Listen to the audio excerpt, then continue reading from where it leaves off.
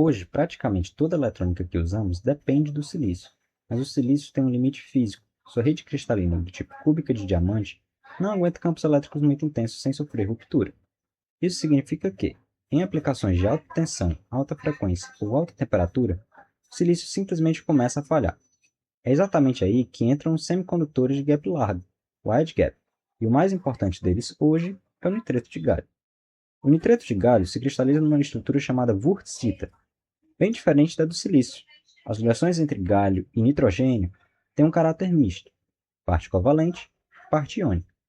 Essa combinação gera uma energia de ligação muito alta, e isso se traduz num gap de energia direto de aproximadamente 3,4 eV, quase o triplo do 1,1 eV do silício. Na prática, isso significa que o nitreto de galho suporta campos elétricos de ruptura cerca de 10 vezes maiores do que o silício. Só que existe um obstáculo histórico enorme para viabilizar esse material: a dopagem tipo P. Durante anos, ninguém conseguia ativar aceitadores de magnésio no nitreto de galho. Foi a Amano, a Kazakh e seus colaboradores que resolveram isso introduzindo uma camada tampão de nitreto de alumínio antes do crescimento epitaxial por MOVPE. Essa camada reduziu drasticamente os efeitos cristalinos e permitiu, finalmente, ativar a dopagem tipo P. A dopagem tipo N, por outro lado, é mais simples. Basta substituir átomos de galho por silício na rede cristalina. E é justamente esse controle da química cristalina que abriu caminhos para os transistores HEMT, High Electron Mobility Transistor. Eles são formados na heterojunção entre nitreto de galho e alumínio dopado no nitreto de galho, onde surgiu um gás de elétrons bidimensional extremamente condutor. Esses transistores já estão no nosso dia a dia, em carregadores rápidos de celular e notebook, em fontes chaveadas, em conversores de energia fotovoltaica e em inversores de veículos elétricos. O resultado prático é menos perdas resistivas, chaveamento em frequências mais altas e equipamentos menores, mais leves e mais eficientes energeticamente. Um carregador de nitreto de galho de hoje é uma fração do tamanho de um carregador de silício de mesma potência. E isso não é coincidência, é consequência direta da estrutura química do material. Conclusão: o que a gente quer deixar claro é o seguinte: o domínio da química cristalina no nitreto de galho, principalmente o controle de defeitos na interface e a dopagem tipo P e tipo N, foi o que permitiu superar as limitações do silício, ao lado do carbeto de silício. O nitreto de galho, hoje, é um dos pilares da eletrônica de potência moderna. Olá, boa noite, meu nome é Nicolas. A minha equipe, a gente vai falar sobre a eletrônica de potência. A gente foi associado por o tema de semicondutores, a gente escolheu abordar a área de eletrônica de potência, como imagino já deve ter sido introduzido pelos meus companheiros. Sobretudo, a gente vai focar no nitreto de galho e no carbeto de silício. Diante disso, a minha parte é a mais sobre o carbeto de silício. Imagino eu que meus colegas tenham contextualizado em relação à limitação do silício por si só. Quando a gente se trata de silício, ele tem alguns problemas relacionados a ele. Quais são estes? Geralmente, quando o silício ele é submetido às altas tensões ou a altas temperaturas, ele só ocorre alguns problemas devido ao seu baixo band gap. E aí é onde entra o carbeto de silício. O mesmo possui uma propriedade química chamada politipismo. O que é isso? Para mais de um arranjo atômico, existem várias estruturas possíveis, sendo o mesmo elemento, o carbeto de silício. Ou seja, o que ocorre? Determinadas configurações, como por exemplo para este átomo a hexagonal, garantem maior estabilidade, ou seja, submetidos em altas tensões que, dependendo da aplicação, como por exemplo carros elétricos, isso é muito bom, porque existe sim uma mobilidade de elétrons e mesmo assim ainda tem uma estabilidade. O silício, como eu disse, devido ao fato de ele ter um band gap largo, curto, perdão, ocorre com que qualquer alta tensão submetida a ele faz com que os elétrons passem para outra banda.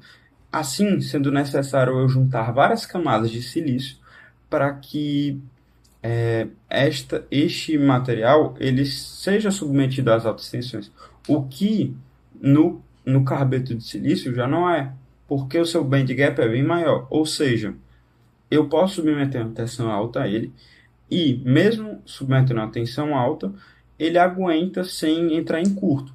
Isso também ajuda em relação à resistência, porque se eu tenho uma camada bem mais fina, a resistência ela é bem menor. Consequentemente, a dissipação de calor por efeito Joule também é bem menor. E isso é um dos maiores problemas da atualidade. Quando a gente olha para computadores, celulares, baterias, componentes internos, o maior problema é o calor. E a gente tem um material que tem uma condução térmica tão alta que faz com que o material, mesmo submetido a altas temperaturas, não dissipe tanto calor, porque ele consegue ser um bom condutor. Isso também ajuda muito em relação à eletrônica de potência.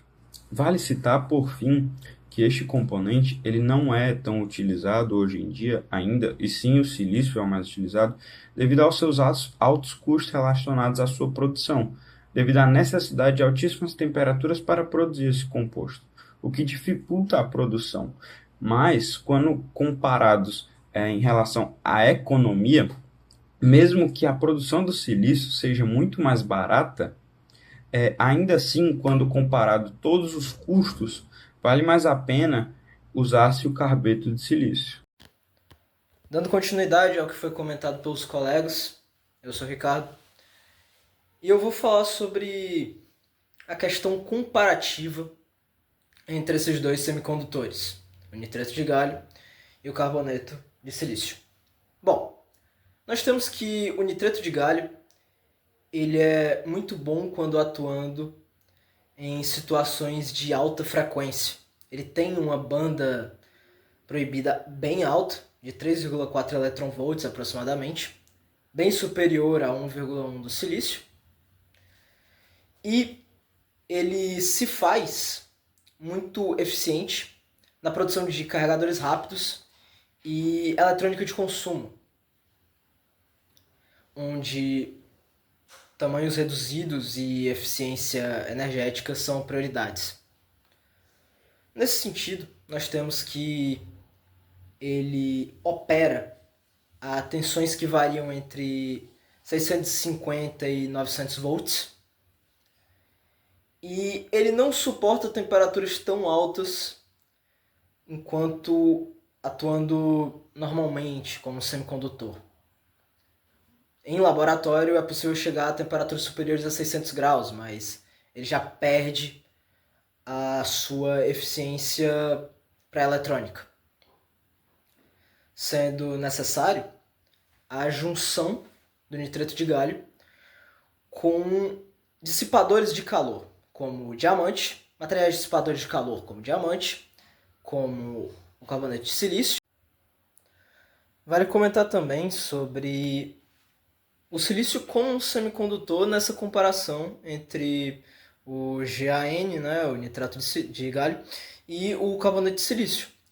Isso porque o silício, apesar dele ter muitas limitações, ele ainda tem um baixo custo de produção e uma excelente estabilidade química e térmica.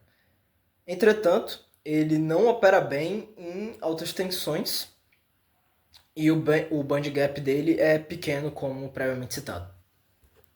E sobre esse último, nós temos que ele é muito eficiente na questão da eletrônica de alta tensão e alta potência. Então, ele é muito bom na fabricação, ele funciona muito bem na mecânica de automóveis. Ele tem um band gap, uma banda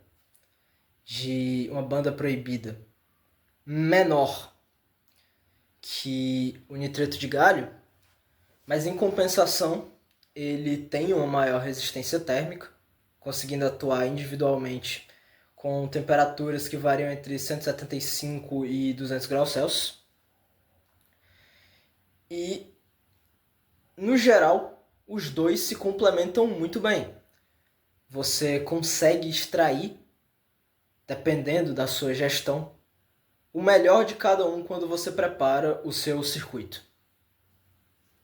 É isso.